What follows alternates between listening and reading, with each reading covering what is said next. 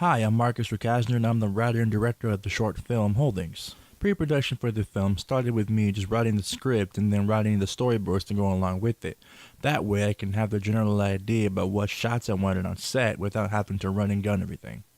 When it came time to shooting, I had to make sure that everything was going accordingly because in addition to being the writer and director, I was also acting as a cinematographer on set. One of the people that helped me out with making this film was my friend David, a fellow writer and director friend. He was helping me out by capturing all the behind the scenes footage.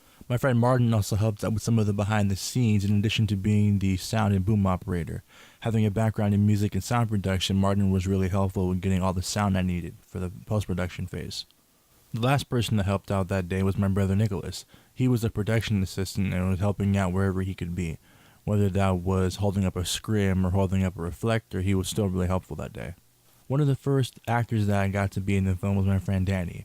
I'd give him a call and asked if he wanted to be in the movie because I was calling a lot of other people and they were really busy. And he said yes without no hesitation. He was really looking forward to acting in this film.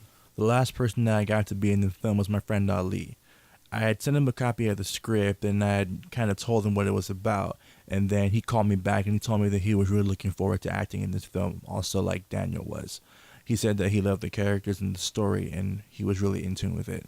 Working with Danny and Ali was a really cool experience.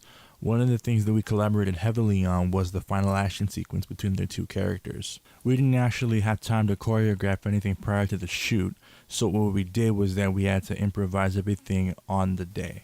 Even though this slowed down production time, I actually liked doing this so that way I can see what was possible to do in the location that we had.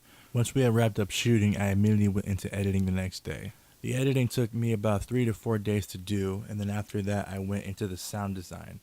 In the sound design process I did a lot of Foley, and then on top of that I was also going through libraries of sound effects that I already had. One of the more intricate pieces of Foley that I had recorded was for the little black bag. For that I had used a manila envelope and a string of beads to make the sound effects.